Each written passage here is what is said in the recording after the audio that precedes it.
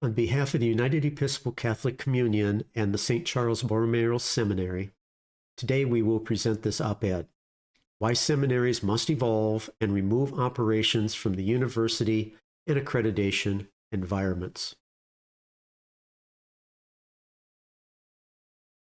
Good day to all of you. I am Brian Putzier. I am the Patriarch and the head of the United Episcopal Catholic Communion, and also the Chancellor of the St. Charles Borromeo Seminary. The precepts of the information herein are generated by the greatest research reports of our time regarding seminary education. This report, supported by the Murdoch Trust, Gary Gregg, Richard Krejar, and others, upholds the rationale that seminaries, seminarians, churches, and congregations would benefit from removing seminaries from the university and accreditation environments. There are four main points that we are going to discuss today in respect to this report. The separation of head from heart, the separation of theological education from church life and ministry. The seminary has come to be viewed as a poor investment for ministry preparation. And finally, entrenched traditionalism has led to seminaries being structurally irreformable. First, we will start with separation of head from heart. The scholastic focus of seminaries has separated the head from the heart in theological education and ministry preparation. Clergy and also church membership recognize that seminary does not facilitate spiritual growth. It frequently lacks a deep spiritual base. Basically, it is a secular rote memorization in the university scholastic style. There is little or no emphasis on finding a relationship with God, or base any of the training on day-to-day church operations. Effectively, the head is being hijacked by theologians, many of whom are scholars and have never practiced in a parish, hence have no relationship to provide the shepherding and church operation skills needed by practicing priests. The second part, separation of theological education from church life and ministry. The scholastic focus of seminaries has separated totally theological education from the life and ministry of the church. University is based on secular precepts of education, and scholastic performance virtually outweighs everything else. The church is not scholastic or secular. It is faith-based, focused on forming a bond with God. The studies are mostly theological and not practical in current universities. Far too many studies have absolutely nothing to do with pastoral responsibilities. Secular personnel on the board of directors have overshadowed the operations of the seminaries. The church now has little control over the operations. It is managed, overseen, and basically totally overrun by the secular environment. Too many professors in seminary today are pure theologians that hold true to the secular training model. They serve the business operation of the seminary. Rarely are they directly servants of the church. Day-to-day hands-on training, apprenticeship training that worked well for over 1,800 years has been totally abandoned. The seminary faculty do not have a good understanding of the needs of the local churches or culture. This was something that was slammed into place in capital letters by the Murdoch Report and by Woodyard. Number 3, seminary is viewed as a poor investment for ministry preparation. The imbalance of the scholastic bottleneck in most seminary programs and curricula has caused many pastors and church leaders to view seminary education as a poor investment. as inadequate to prepare leaders for the real world, real-time ministry in the local church that they need to be shepherding. Pastors are highly educated, and there is absolutely nothing wrong with education. Please do not take us wrong in this context. But they are theologians by training, but generally are poorly prepared for the job they hold as a parish priest. With thousands of clergy interviewed over all sects, the pastors who were seminary graduates reported that they found 70 to 80% of their seminary education did not apply to any of the duties they were expected to perform in the churches they served as ministers. To make matters worse, with approximately 50% of the seminary graduates now leaving the profession of ministry, seminaries cannot possibly be doing their job. Seminaries need more practitioners as teachers. Seminaries need more field service training. Professors need hands-on ministry experience. They cannot be pure theologians. The monastic style apprenticeship training that was successful for well over 1,800 years of the church must be put back into the seminary. Number 4, entrenched traditionalism has led to seminaries being structurally irreformable. The entrenched traditionalism in seminary programs and curricula relies heavily on the scholastic, academic, which is rote memory and regurgitation, focus of pastoral training, training theologians rather than practicing clergy. Currently, major rewards for seminary professors are research-based, academically and intellectually based affirmations from publishing books and articles. This is purely a secular concept and has no place whatsoever in our spiritual realm. Spirituality and biblical faith are no longer part of the curriculum structure. The traditional curriculum today is neither user nor church-friendly, or God-friendly for that matter. Seminaries have focused on the university model and rely very heavily on a fixed number of years of secular training that hampers the formation of good practicing priests and preparation for the field. Far too many mainstream churches have embraced the fact it may be 5 to 7 years or more to even bring clergy up to deacon status. This is as per the Murdoch report. Seminaries are fully tied to the secular concept of finances and profits for the university and seminary coffers.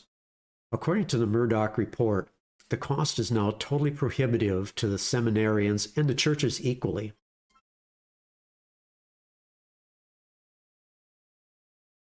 Today, seminaries are fully tied to the secular concept of finances and profits for the university and seminary coffers. According to the Murdoch report, the cost is now totally prohibitive to the seminarians and the churches equally. Approximately 7% of the seminarians now receive scholarships from their requests. That's a very low number, supposedly to make a dent in the overall costs. Of those, less than 19% of the overall cost is even covered. And this is based on the national average, which is well recorded throughout the industry. The system has virtually priced itself out of the game. Accreditation is simply too complex and costly for seminary training and is fraught with issues of assuming seminaries are the same as the university model. Also, accreditation is viewed as being corrupt, where the board of directors is filled with members of the universities that are actually accrediting their own schools. They're accrediting themselves. This is only one of the many issues. Secularization, embezzlement, sexual harassment, discrimination, and general ethics violations. There is a better way, and 29 states in the United States support this better way. Coming up, we will discuss real answers and solutions to the university seminary.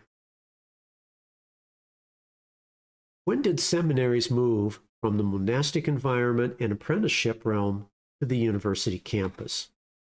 This trend was manifest after the Council of Trent, held in 3 parts from 1545 to 1563.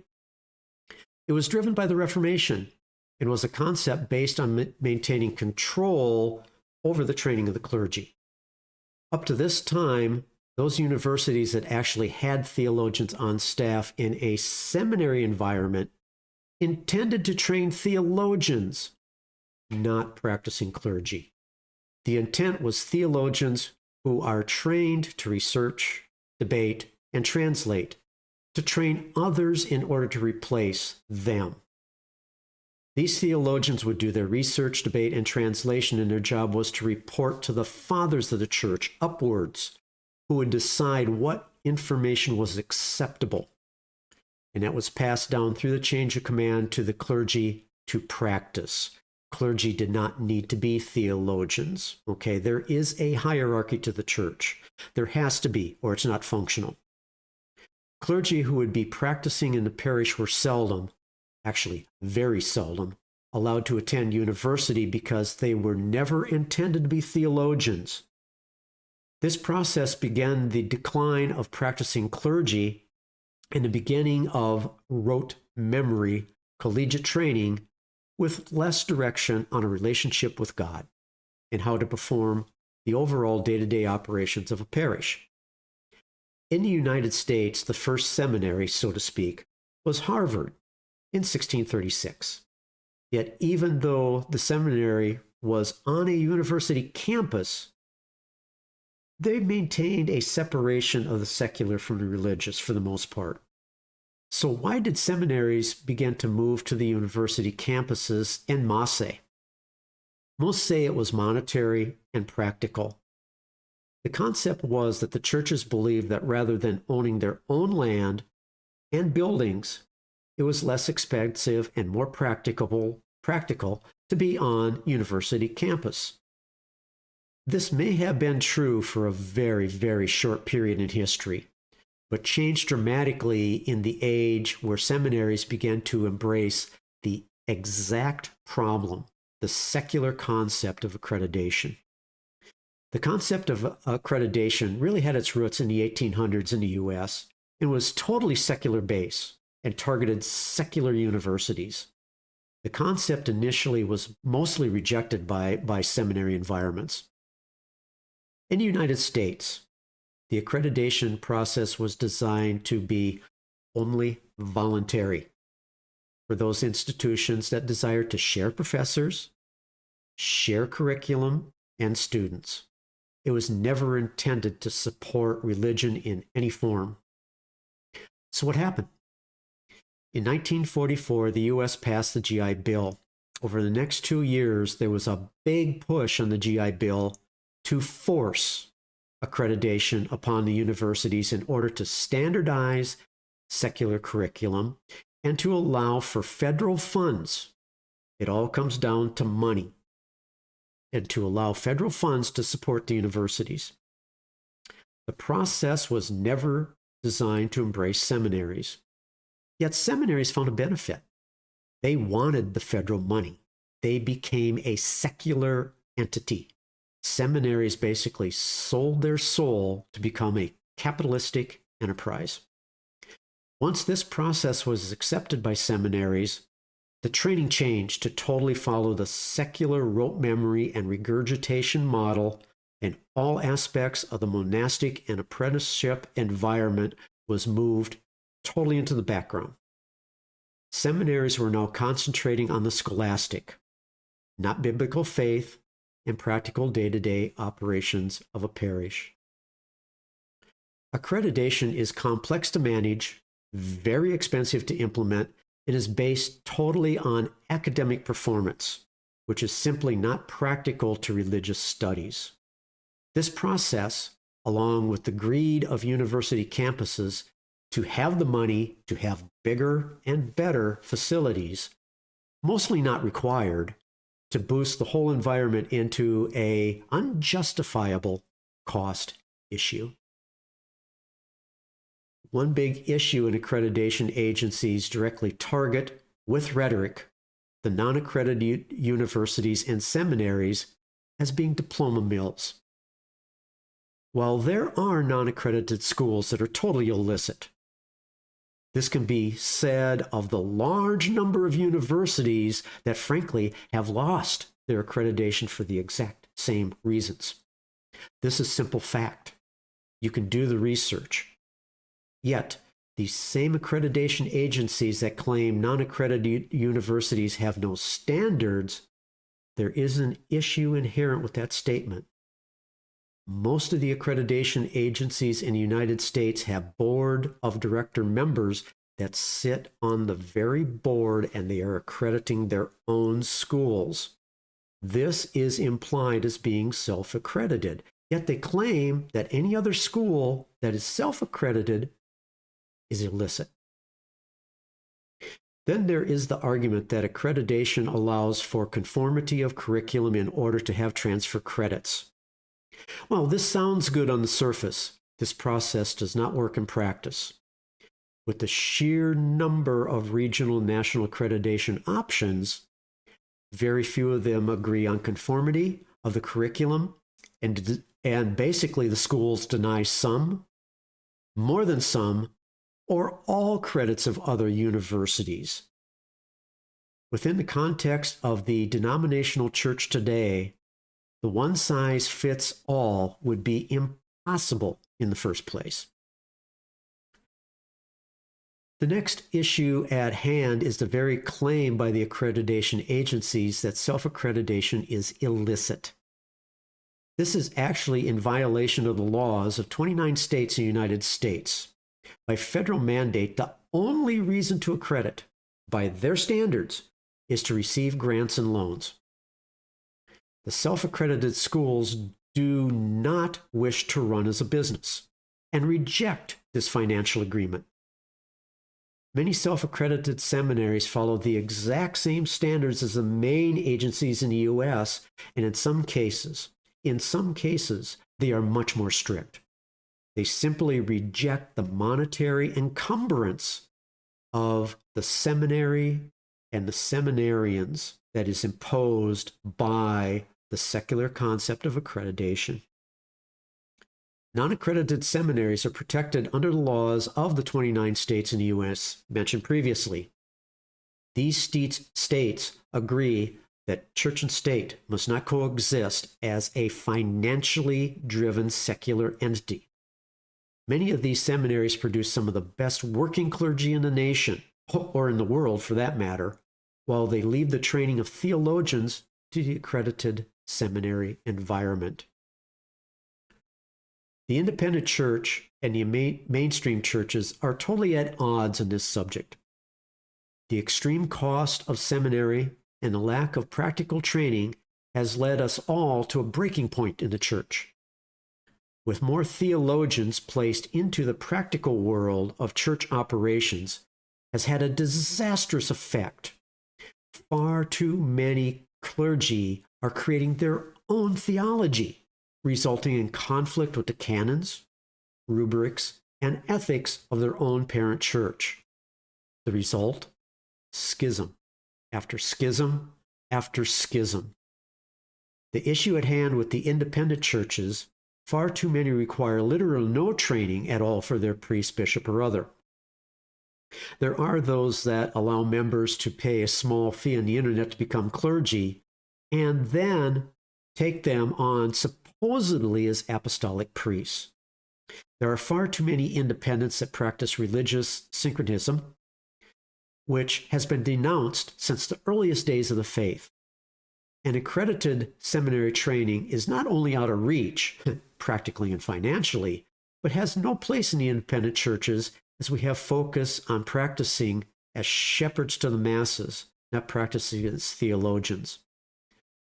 So the mainstream churches have major issues. The independent churches have their own issues.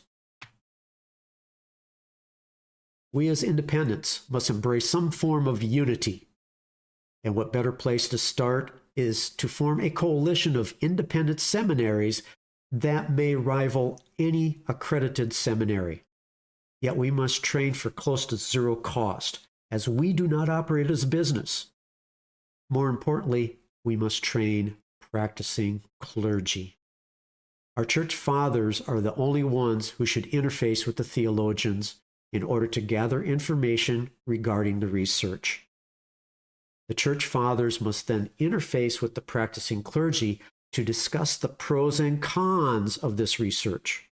Once a decision is made, the steps are to train and implement changes to the canons, rubrics, and day-to-day operations the clergy must then follow. Talking unity is just that. It is all talk and no action. Without action, unity is a pipe dream, never to be realized. Of all the issues in the fractured church today, the unity of seminary training for practicing clergy may be the easiest of the issues to rectify. And properly implemented, the cost financially is negligible. If you want unity, you have to work for it. Thank you.